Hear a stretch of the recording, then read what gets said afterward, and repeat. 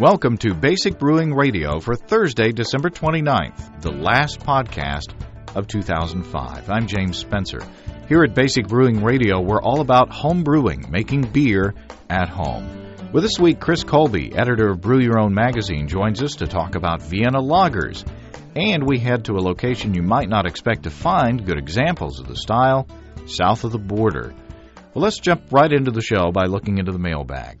As I've said this before, and I want to say it again, I appreciate all the mail we get from listeners across the country and around the world, and it would be a podcast in itself to read all of it. So if you don't hear your email on the show, it doesn't mean it's any less appreciated. I do my best to answer each one as quickly as I can. Paul from Columbus, Ohio writes in to say he especially enjoyed our show on kegging with Andy Sparks of the Home Brewery, but he has a question about bottles. Paul writes, I've been brewing off and on for 20 years, had some good ones and a few bad. My question is about storing the beer after it's brewed. Which is the best way for bottles to sit, upright or on the bottle's side like wine? Does it matter? Well, Paul, I believe the reason you store wine bottles on their sides is to keep the cork from drying out. With beer bottles, at least most of them, you don't have to worry about that. I store my homebrew vertically to allow the sediment to settle to the bottom so I can decant the beer off of it more easily. But I don't think you'd hurt anything if you had to store your beer bottles on their sides for some reason. Dan from Wake Forest, North Carolina writes that he caught the homebrewing bug after seeing the Good Eats show with Alton Brown. Since Dan started homebrewing about 3 months ago, he's brewed 5 batches, so he's hit the ground running. Good for you, Dan. Dan writes to get some feedback on an experiment he's doing with his latest batch. He says, I've read that lambics are difficult to recreate at home, but being the experimental type that I am, I'm trying a shortcut that I wanted to share with you. Perhaps you can tell me if you think it will work. I took 2.5 gallons of my honey wheat towards the very end of the primary fermentation and racked it to a carboy on top of 2 12-ounce cans of Oregon brand raspberries. I then added a full bottle of raspberry lambic, making sure to get the yeast sediment from the bottom of the bottle. Dan says, I plan to leave it in the carboy for a few months, then bottle for several more months after that. Do you think that my beer will pick up any of the traditional lambic flavors from the wild yeasts, or will I most likely just have a raspberry-flavored wheat beer?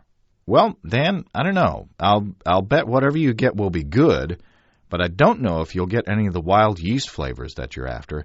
It may depend on the condition of the yeast in the bottom of your bottle and whether the brewer used the yeast you're looking for in the bottling stage. Sometimes brewers use one strain of yeast for primary fermentation and then pitch another strain at bottling.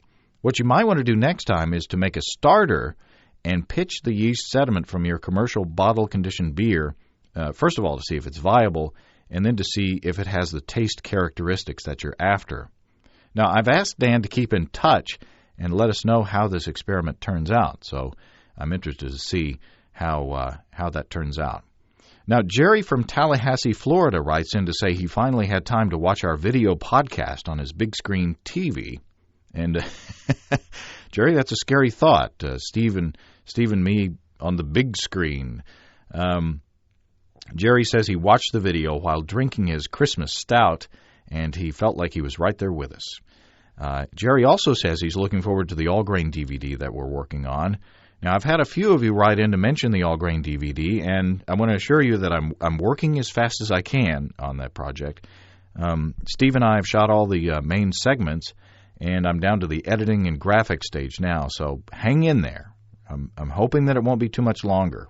By the way, I plan to do a special pre-release version for Basic Brewing Radio listeners, and I hope that you'll help me when I do that pre-release by providing some valuable feedback before I go any further with the publishing process.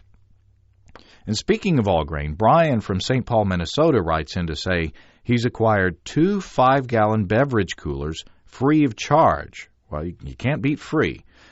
Brian's wondering if he could use the coolers as mash and lauter tons for step mashing and split the grains between the 2 coolers because he's concerned that one 5-gallon cooler would not hold enough water for a step mash with all the grain and the false bottom. Brian also says he's picked up a 40-quart aluminum stock pot for his boil and wonders if aluminum would give him any off flavors. Well, first of all, Brian, aluminum is just fine to use for brew pots. In fact, Steve Wilkes recently bought a very nice one, and we've brewed some great beers in it. And I traditionally brew with an enamel brew pot, but I've got my eye on an aluminum pot of my own. As far as splitting the mash between coolers, you may not need to split the mash with beers of moderate original gravity. I have a 10-gallon beverage cooler that I use as a mash and lauter tun, so I'm not certain. But with beers that call for 10 or 12 pounds of grain with a single temperature infusion mash with the mash out at the end, you may be able to use a 5-gallon cooler with no problem. Homebrew stores do sell 5-gallon cooler setups. However, with bigger beers, like the one we brewed for the Blind Mice Brew a couple episodes ago, you would have an issue. Casey had a 48-quart cooler, and after adding 25 pounds of grain, 25 quarts of water, and enough water to bring us up to mash-out temperature, that thing was nearly full. Now, I don't see a problem with splitting the mash between two coolers other than it being twice as much work and twice as much cleanup. What you may want to look at is using your 40-quart brew pot as a mash tun and using direct heat to reach your step mashing rest temperatures. Just be sure to stir as you gradually add the heat to keep the mash from scorching. Then you'd have less water at the end of your mash than if you were to do it in the cooler and add boiling water to reach your temperatures. It may just be something that you'll have to work out over a couple of batches to find what you're comfortable with and what works for you. So congratulations on getting the coolers, though, Brian, and let us know how your new system works. Finally, Matthew from Shelby, Michigan, writes, on the day he brewed his first batch of homebrew. Matthew writes, I have a question about the airlock. I filled it up about halfway with a water and star sand mix. My question is the solution supposed to be around the outside of the center of the airlock and inside the center, or just around the outside? I just looked, and my solution is around the middle and in the middle where the plastic piece fits over. Well, Matthew, I think what's happening with your airlock is kind of working in reverse, at least at the moment that you looked at it. If your wort is warmer than the ambient temperature in your room when you initially seal your fermenter, then the wort is going to cool and draw air into the airlock until the temperature equalizes. If you're using a two-piece airlock, the vacuum may pull the liquid in the airlock to the inner part, as you're seeing, and it may even suck the opening closed temporarily. Now, if you leave it alone, the fermenting yeast will eventually start creating CO2 and start pushing air out of the fermenter and reverse that situation that you're seeing. However, if you want to, once the wort's temperature is stabilized, you can even out the levels in the airlock by taking it off and quickly putting it right back on. Now, this phenomenon is the reason I try not to get my airlocks too full in the beginning of fermentation, because there is the possibility that the airlock liquid may be drawn backwards as the wort cools and may be sucked into the wort. And now, chances are a little tap water or whatever you use won't make a difference, but it's just another thing to look at in avoiding contamination. Now, one more thing before we get into this week's interview. I don't usually ask listeners to contribute input or to vote on other websites or forums, but I've seen some really kind comments about the show on the Frapper Map and on Podcast Alley and other brewing forums out there on the web, and I really appreciate those.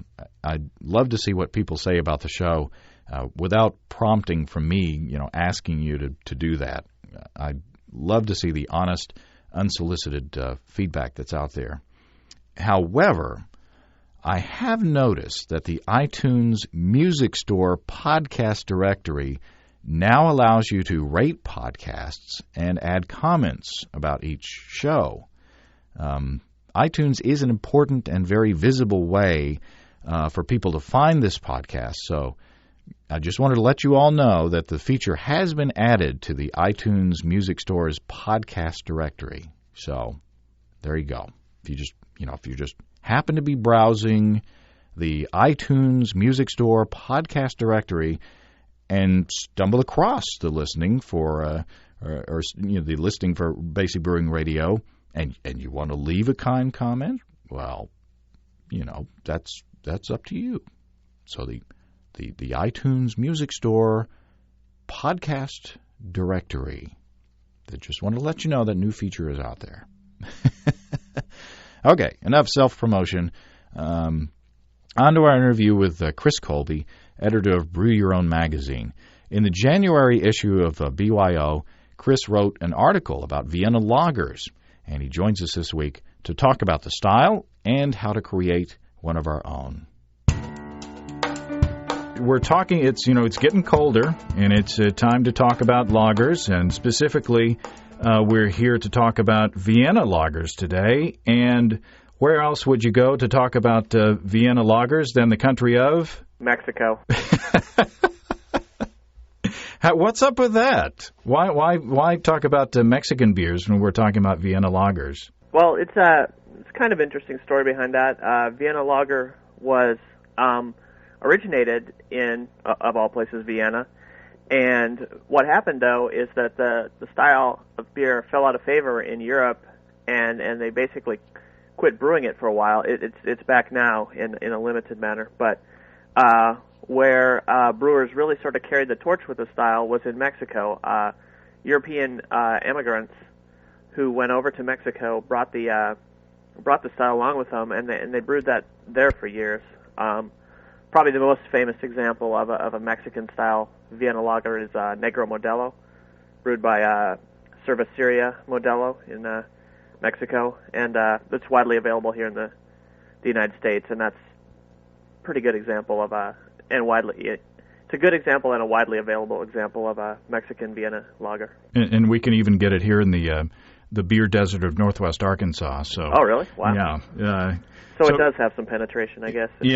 If it reaches you guys. How and I'm being somewhat facetious. We do get some good beers here, but not nearly as good as other areas. So how would you describe a Vienna Lager? Vienna Lager is probably the best short description of it is just like a little Oktoberfest. It's a lightly malty beer, lightly to moderately malty, with moderate hops. The hops are basically only enough to balance out the malt and not to distract from it. It's a moderate gravity beer, usually sort of a light amber color, and basically, if you think about Oktoberfests, they're beers that start out at about 1060 or so, and they range in color from dark golden to a fairly deep amber. Basically, Vienna Lagers are like if you take the darker end of the color range and just drop the gravity down to between 1.040 and 1.050. And let's dissect it. Let's talk about the components of the recipe and start with the base malt. What do we start with a Vienna Lager? You have a few choices. Your best, of course, is to use Vienna malt. Vienna malt is a base malt that's kilned a little bit darker than Pilsner malts. Most Pilsner malts come in at about between 1.5 and 2 Lovibond, and Vienna malts range from usually around 3 to 6. With most of the stuff you can get as a home brewer is in the 3 to 4 range, and contrast that to like a Munich malt, where light Munich malt is in the in the vicinity of 8 degrees Lovibond, and a dark Munich is in the vicinity of 20. So Vienna's kind of intermediate between Pilsner and Munich. So would the additional roasting give it more of a roasty flavor than a Pilsner malt? Yeah, it's not really a roasty flavor. It's similar in a lot of ways to a light Munich malt. If you've ever made a beer that was either entirely or mostly of light Munich, there's that very characteristic malty, melanoidin-rich flavor of Munich malt. Vienna there's a little less of that melanoid-y, malty thing to it, but it's also got a character to it that's described as like either like lightly toasty or lightly nutty or lightly biscuity, and I mean that's, you know, using the English language, that's about as close as you can get to, you know, explaining it. But if you taste it, it's a very distinct taste. Vienna malt has just like Munich malt has a very distinct taste. Vienna malt has a very distinct taste, and in my opinion, a very, you know, good one. It's a great base malt. If you're an extract brewer, either you haven't moved into all grain brewing yet, or you haven't had the time to go into all grain brewing, is there a way that you can get the Vienna malt taste into an extract beer? Yes, Weyermann Malting, they make an extract called Vienna Red, and this is a blended malt extract that's made from, or it's an extract made from a blend of Vienna malt, Pilsner, and a little bit of Melanoidin malt. And that's a good base malt to use if you're making a extract Vienna beer. Also, you can, if you just want to use a light malt extract, a generic light malt extract as a base, you can do a specialty grain steep of Vienna malt. You have to make sure that your temperature is between 150 and 158, and you have to make sure that you don't add too much water, because when you're, you know, quote-unquote steeping Vienna malt, what you're really doing is a partial mash. But, yeah, you can make an extract Vienna lager. It's not that hard.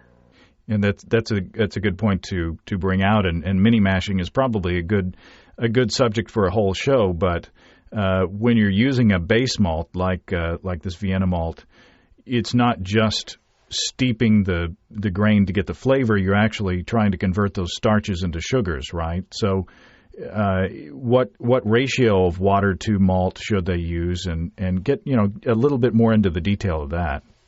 Right. Whenever you do a just normal specialty grain steep, your temperature can be, you know, just about anything, and you have a wide variety of different, you know, grain to water ratios that you can use.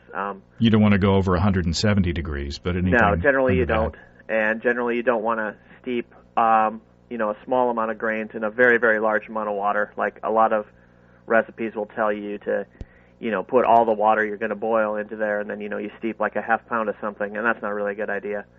But you can do a partial mash following, you know, using the same procedure as a steep, if you just watch the temperature and the liquid to grain ratios. The temperature, as I said before, should stay between, you know, 150 degrees and 158 degrees Fahrenheit.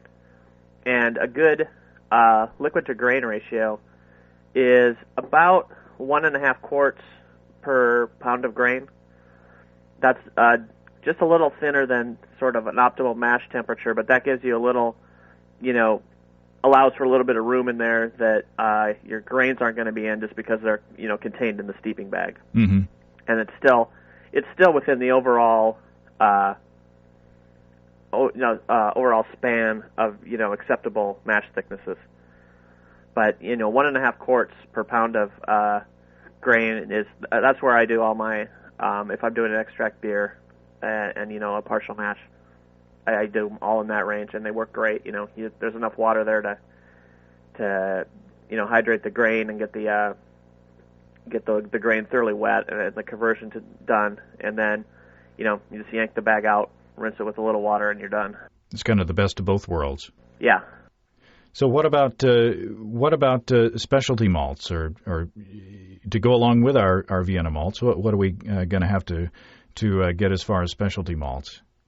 Well, there's a wide variety of different things that you can add to a Vienna malt base to get, you know, different flavors in a Vienna lager. Personally, and one thing I mentioned in this article in BYO is that you don't really need a lot of different things in a Vienna malt. It's a beer that doesn't really benefit from a lot of complexity. So, I mean, I give a number of different malts that you can use, but I sort of recommend that, you know, you keep them to a minimum.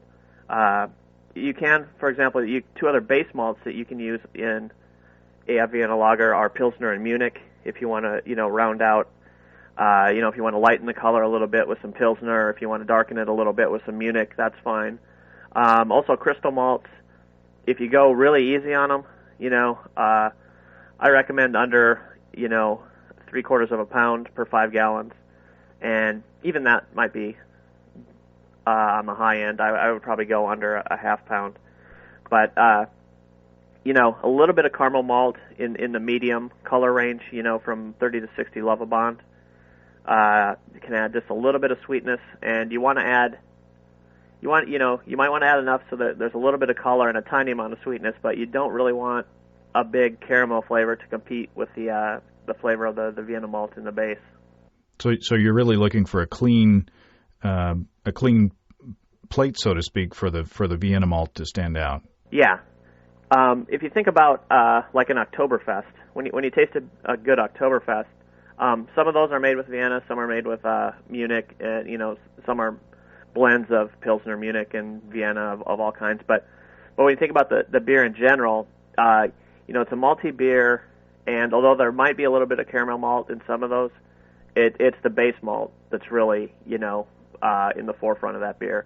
Everything else, from the hopping to the the use of specialty malts or whatever, comes in support of the base malt in an Oktoberfest. And in a Vienna malt or in a Vienna lager, it's the same thing. It's just like a scaled down version of an Oktoberfest made with Vienna malt. And also in your article, you mentioned using corn as an adjunct. Right. Of course, European versions never used corn as an adjunct. But when brewers came over to the New World, over to Mexico, they adapted their brewing to local customs. And, in North America, most breweries, used corn as an adjunct for a couple reasons. One, it was cheaper usually. And second of all, and although now this doesn't really matter too much, but originally a lot of brewers over here used 6-row malts, which contain more protein. And so adding the corn as an adjunct sort of cut the level of protein in a beer, since corn is a very low protein level. So, if you wanted to make like, a clone of like a Mexican Vienna lager, like, Dos Equis Amber or Negro Modelo, you might want to add up to about 20% corn, into your grist. You can use either grits or polenta if you want to do a cereal mash, or you can use flaked maize if you just want to stir it into the mash. Or if you're an extract brewer, you can just use brewer's corn syrup and just pour that into the kettle when you boil. So you said that it's a fairly malty beer. So what hops would you use, and what is their impact on the flavor profile? Yeah, the hops. All you need the hops to do in this style really is to back up the malt character of the beer and not make it seem like overly sweet. The best hops for a Vienna lager are just ones that don't have a strong varietal characteristic to them. You want something that's going to provide a nice smooth hop bitterness, but not really call attention to itself. Some real obvious choices are any of the German noble hops. Anything that might be used in an Oktoberfest is certainly a good candidate for a Vienna lager. If you're brewing a Mexican Vienna lager, something like Mount Hood or, Willamette or even Clusters, should work just fine. I put in the article, my favorite personally is Tettnanger. I just like the flavor. That's a noble hop, and it's got just a hint of they call it spiciness. I mean, you just sort of have to taste the hop to know what they're talking about, but it tastes good in a Vienna lager and an Oktoberfest, I think. So you're looking for fairly clean bitterness and not something like a citrusy or fruity hop. No, you don't want a big American Pale Ale, citrusy hop explosion. You want just a nice clean, solid hop bitterness behind it, but not a lot of IBUs and not a lot of character in the hops either. You don't want a Centennial or an Amarillo kind of presence where you taste it and the hop has a very distinct character. You want more just of a sort of clean bittering. I would assume that you're adding most of your hops, if not all of your hops, for bittering and not for flavor, right?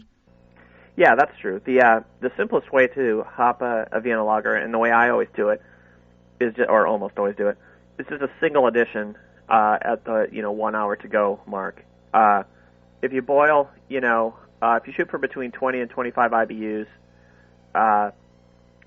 all in one addition at an hour, you'll get, a little bit of flavor and aroma will carry over, but, not very much. Mostly it'll just be the straight hop bitterness. And, you get the right character for a Vienna, because you want, in the finish of a Vienna, you want it to be mostly the malt, So you, if you want, you can add a little bit of flavor hops, and, it would be untraditional, but you could add a little bit of aroma hops if you just simply had to. But, it's best and also easiest just to add them all in one dose. And we're saying that you shouldn't or you can't add ingredients at certain times or whatever, but it's your own homebrew. You can do what you want. We're just talking about trying to meet the style, right? Right. Yeah. Obviously, one of the funnest things in homebrewing is just being able to experiment and create your own beer from go from a thought in your head to something that's uniquely yours or whatever. But everything I'm saying today is just with respect to trying to brew something that's similar enough to a normal Vienna lager that people would recognize it as such. And for the yeast, obviously we're going to be using a lager yeast. Yeah, lager yeast, you really just about any lager yeast will do well. The best choices are any lager yeast designed for a maltier kind of beer. Obviously the Oktoberfest strains here are a awesome choice. But also like a strain that'll work good in a Bow Pils or a Bock. Those work really nice. I mean, I have my favorite strain, which is White Lab's Old Bavarian Lager, which is a seasonal strain of theirs. And I don't know, for whatever reasons, I've tried that and like it quite a bit. But really, you have a wide variety of choices here. And the yeast, in a lager, and especially in this style, all you really want is a yeast that's going to do a nice job and, support the malt presence of the beer. Okay, what about water? Are there any water considerations for a Vienna lager? As with the yeast, you have a pretty wide range of different kinds of water you can use. The best water is going to be something that's sort of moderately hard and moderately carbonate rich. But really, unless your water is just, extremely soft or extremely hard, any sort of quote-unquote medium water will do pretty good. And if you've got really soft water, all you need to do is throw in, a little bit of gypsum and a little bit of chalk. And, if you have very hard water, just dilute it, with distilled water. Water isn't a real critical aspect of a Vienna lager. Okay, we've pretty much covered our ingredients, right? Mm-hmm. Now we're ready to go into the mash. What's our schedule for mashing? Well, for the mash, you have a variety of options. I mean, as with any modern malt, you can do a single infusion malt if you want to with Vienna lager. If you wanted to do an hour rest at 152, that would make, a perfectly decent work, for your lager. You're probably better off, and you make a little more authentic tasting beer if you do a step mash. You can do, I do all like single step mashes with these. I'll mash in the grains and the water in my kettle at usually anywhere in the beta glucan range. I usually go on the high end around 130 degrees Fahrenheit. Rest there for about 15 minutes, and then. And what will that do for you? What that'll do is it'll get rid of a lot of the beta glucans in there. Those are the sort of gums in the malt, and that'll just help you. It'll help in your lautering. Any type of low temperature rest is going to help a little bit with your fermentability. Rests around 140 degrees Fahrenheit do the most in that respect, but really any low temperature rest, any step mash you do pretty much is going to provide a more fermentable wort than a single infusion mash. And that will help us get a cleaner tasting beer with a little less body? Yeah, exactly. And so after your initial rest in the beta glucan range, 121 to 131 Fahrenheit, you can go up to your saccharification temperatures. And you have a couple options here too. If you want to do just a single rest in the normal saccharification range, you can do that.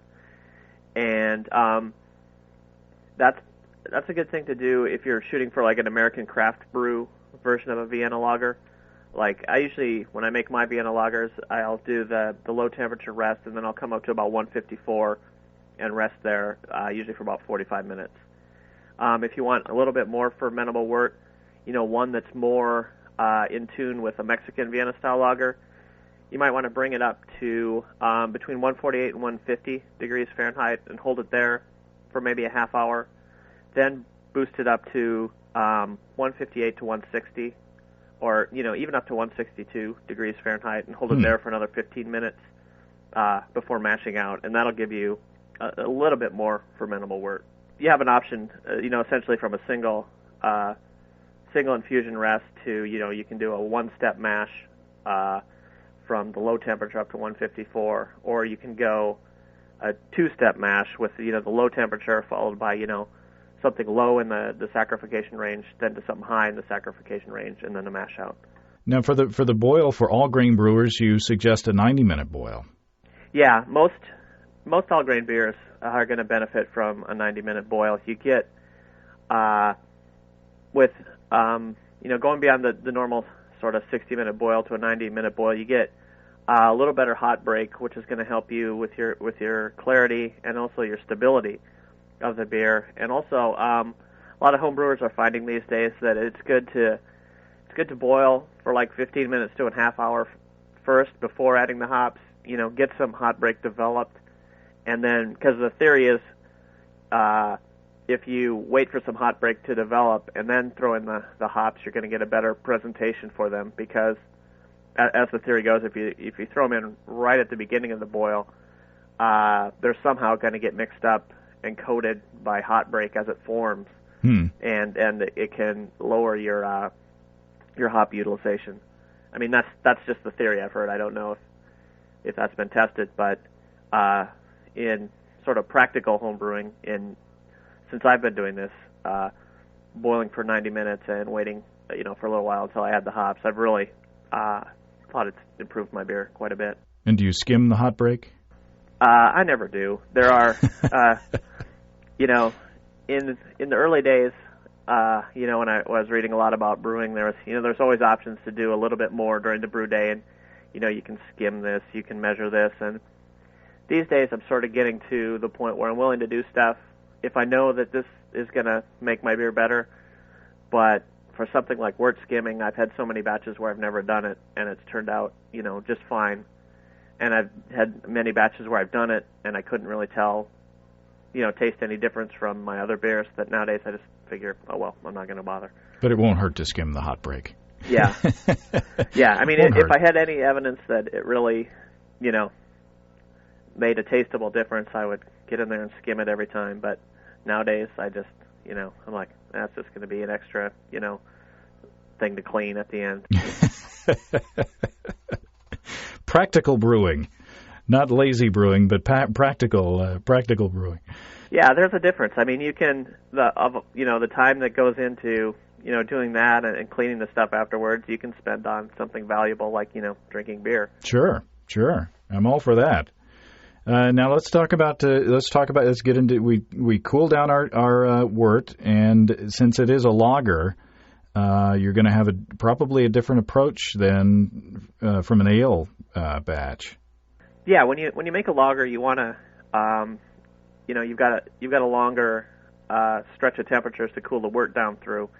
With an ale, you cool it down to between 68 and 72 usually, but with a lager, you need to get it down to like 50 or 55, and so you need to do a little bit of extra work most of the time. If you're one of those people who are lucky enough to if you're brewing way up in the mountains or way up north where your tap water is just about freezing, then you can probably just go about your normal cooling procedure with your immersion wort chiller and just go a few extra minutes and you'll cool down. But if you're living anywhere else where your tap water temperature probably is actually above the lager fermentation temperature, you're going to have to do something a little extra to get the temperature down at the end. Mm-hmm. And yeah, in this article I present a couple different options. There's I mean, they all start with using your tap water and your immersion chiller to cool down the wort, as far as you can get it. And then, you can either use your immersion chiller as a pre-chiller leading to a counterflow chiller. That works pretty well. Or you can use your immersion chiller with a little, if you take one of those drill pumps you get at like Home Depot and like 2 short lengths of hose, you can just recirculate water through an ice bath through your immersion chiller and use that to cool down the last little bit. Since you've already cooled down the water or the wort with your tap water, you're not just going to melt all the ice, instantly. You'll actually be able to get, a good 15 to 20 degrees Fahrenheit cooling out of something like that. Other ways are some people actually use their immersion chiller as a post chiller, where you siphon the wort out through the immersion chiller, so it actually goes through the inside coil, and that coil is stuck in an ice bath, and then the outflow goes into the fermenter, and that works very, very well because the wort flows through the chiller in the tiny volume, and it's surrounded by ice water, and that'll cool it down really well. Of course, that presents a few more challenges as far as cleaning and yeah, sanitizing. A lot of homebrewers are a little leery about that because we're used to being able to see virtually every surface that our wort touches, But as long as you run some cleaner through it, clean it out good, you should have sanitized it when you're using it in the beginning to cool down the wort. But I mean, some people are just a little bit leery about that. And the final option I mentioned is just you can siphon your beer off your fermenter and just stick it in some kind of swamp cooler, something with a little bit of ice water in the bottom and like a wet T-shirt over it until you get it down to temperature. But the bad thing about that option is it just takes a while. Now continue on. We've got to pitch our yeast, and we've gotten down to our pitching temperatures of, did you say around 55? Yeah, the typical ale fermentation range is in the 50 to 55 range. Or lager fermentation. Right. For a couple of the Oktoberfest strains, though, the fermentation temperature range, the optimal they quote, goes up to about 58. And you can even, in a Vienna lager, you can even push it to 60 if you want to, or maybe even 62 if you've pitched enough yeast and aerated well. And this will, because it's a relatively low gravity beer, you're not going to develop a lot of fermentation byproducts from yeast strain. So you can push the temperature a little bit on a Vienna lager. And I mean, just personally, I think you don't want to develop the full on like ale level of esters, but I think just getting a little bit more character from your yeast in a Vienna lager is a good thing, because you get it just sort of rounds out the beer. It plays nicely with the malt background, I think, and I don't know. I've always done that in the Vienna lagers I've made. And you even mentioned that you can ferment the lager yeast at ale temperatures. If you're stuck somewhere and you just absolutely can't get your wort down to the lager fermentation range, but you still want to make a beer that sort of fundamentally tastes like a lager, you can actually ferment using a lager strain at ale temperatures. You'll get the beer that results isn't going to taste exactly like exactly as clean as a lager done the normal way, but it does taste significantly lager-like.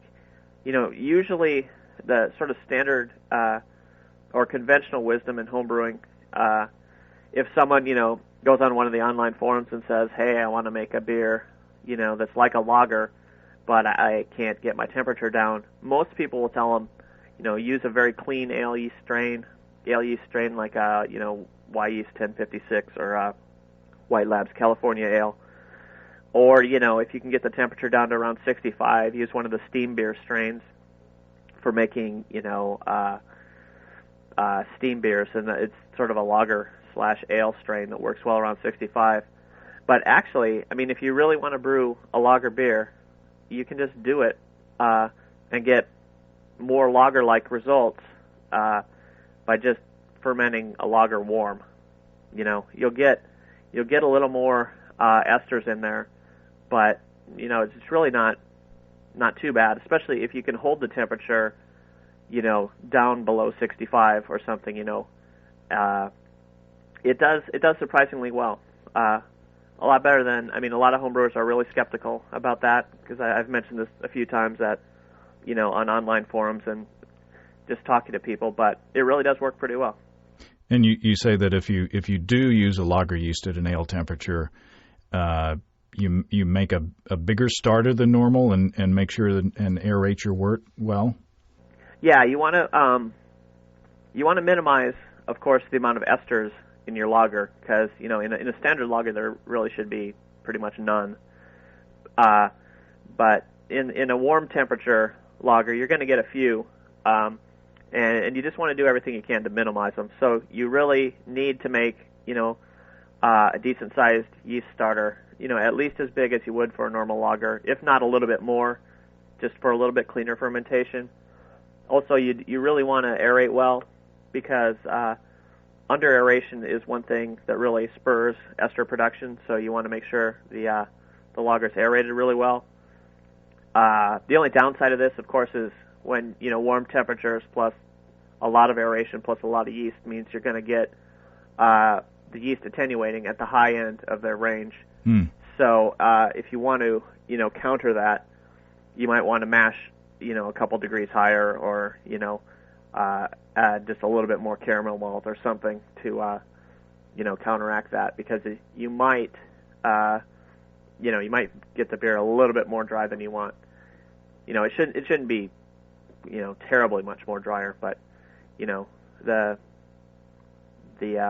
combination of fermenting at a little bit higher temperature, a little bit bigger starter, and more aeration is going to lead to perhaps a little bit more attenuation than you want. And then if you are in a position where you can get down to lagering temperatures, after primary fermentation, you rack into a secondary and then go into a lagering stage, right? Yeah, if you've got like I have a chest freezer that I've modified as a fermentation chamber, so I can lager my beer and then let the temperature rise for a diacetyl rest if you need it, and then take it to lagering. And one key with a Vienna lager, or really with any sort of lighter lager, is you definitely want to get the beer off the yeast as quickly as possible. Back in the beginning, or for me, back in the beginning when I started homebrewing, one of the first books I read was Dave Miller's book, and in it he kept on going on and on about how you need to get the beer off the yeast so that you don't have autolysis, and you don't taste these rubbery, sulfury off characters of the yeast. And so for years I was really worried about this when I was making my ales, and it took numerous times of just being lazy and not racking my beer to realize that with ales it's not really that big of a problem. I mean, you really have to leave an ale on yeast for a long time, at least with most strains, to pick up any off character. But with lagers, once the yeast flocculates out, it's like the clock is ticking, and you need to get the beer off the yeast. And it's doubly true with lighter beers. Like I've made just this year, I made a couple Heineken clones with a couple kinds of yeast, and I left them on the yeast maybe only a day or two longer than I should have, and I can still taste a little bit of sort of an undercurrent there of that nutty, sulfury, wow, yeasty taste to it. And some of that lagers out with time, but some of it doesn't. So in a Vienna, it's lightly flavored overall, or moderately flavored, I guess would be a better description. But yeah, you want to, once primary fermentation is done, once your diacetyl rest is done, if you need a diacetyl rest, get it quickly off the yeast and into either a corny keg or a secondary carboy, and start dropping the temperature for lagering. And it's handy. It's handy if you've got a freezer with a temperature control, but you can use ice chests and ice baths and things like that to do that. And we've talked a bit about that in the past about people who are brewing even ales in warm temperatures like Hawaii, who are looking for ways to moderate their temperature a bit. So you can be creative in those ways. Yeah, it's a little bit harder. I mean, using like a swamp cooler or trying an ice bath, you really need quite a bit of ice to get the kind of temperatures you need, and you need to keep at it. Like every morning you wake up, you got to put the ice on, and midday change the ice, and before you go to bed. So it can be done, but at least at Texas temperatures, I found it's pretty hard to do. Well, it's possible. It's hard. Well, you've got what, 3 recipes in with the article in BYO for Vienna Lagers? Yeah, I threw in 2 recipes for basically a Mexican Vienna style lager.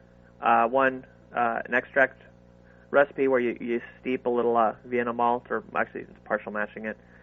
And then I also put in an all-grain Vienna lager that's maybe not a clone of Dos Equis Amber, but your beer is going to be fairly similar. And then I also just threw in an all-grain Vienna lager. This is just one that I've made a couple times that I've really liked. And it's all that's in that. In the one that I do, it's Vienna malt, a little bit of Cara Munich, and that's it for the grain bill. 1 addition of Tettnanger hops, and that's the whole recipe. Sometimes the simplest way to go is the best. Yeah, especially with Vienna lagers. There are some recipes, or there are some beer styles that benefit from a complicated recipe where you really want a lot of complexity, and you want this flavor and that flavor, and there are other flavors like a good Oktoberfest. When you think of a good Oktoberfest, there's not a lot of complexity to the beer. It's got that nice maltiness that just sort of carries the day. There's the hops are in support of it, but they're second fiddle. There's not a lot of yeast-derived fermentation characteristics. And it's just about the malt. And a good Vienna lager is like that. I mean, it's got that really nice taste from Vienna malt, and everything else should be in support of that. And really, when it comes to brewing one, your success or failure isn't going to come from, having a recipe with the right amount of this or that. It's just going to be, how good of a brewer are you? How well did you pay attention to, all your steps, and, especially like, did you rack on time? Did you, mm-hmm. do everything else, that you should have on time? Well, I enjoyed reading the article, and I appreciate your time again, and hopefully we'll talk again soon. Yeah, and I would encourage any homebrewers out there who haven't tried a Vienna lager to give it a try. I mean, for me, it's one of my favorite styles, and I think it's been a little overlooked in the past. I mean, it's sort of the ugly stepsister to Oktoberfest, as a lot of people look at it. But it's a style that's really worth doing and doing well, I think. Well, thanks again to Chris Colby of Brew Your Own magazine for joining us this week. You can read Chris's article on Vienna lagers in the January issue of Brew Your Own magazine. If you click on the BYO banner on basicbrewingradio.com, you can get a free copy of the issue. And if you decide to subscribe after you're getting your free issue, you'll be helping to support this podcast. Next week, we'll hear an interview with Ray Daniels, author of Designing Great Beers, as we talk about hop bitterness and the factors in brewing that influence IBUs. Now, I hope everybody has a very happy and prosperous New Year. Be careful if you're celebrating the New Year, and don't forget to eat your black-eyed peas on New Year's Day. And you can chase them down with a great home brew for an extra measure of good luck going into 2006. If you have brewing questions, show suggestions, or just want to say hey, write to james@basicbrewing.com, or just fill out the contact form on basicbrewing.com. And please don't forget to tell us where you're from. And if you wanted to get into home brewing for the first time while you're on our site, you can check out our DVD, Basic Brewing, Introduction to Extract Home Brewing. We'll walk you through the process step by step.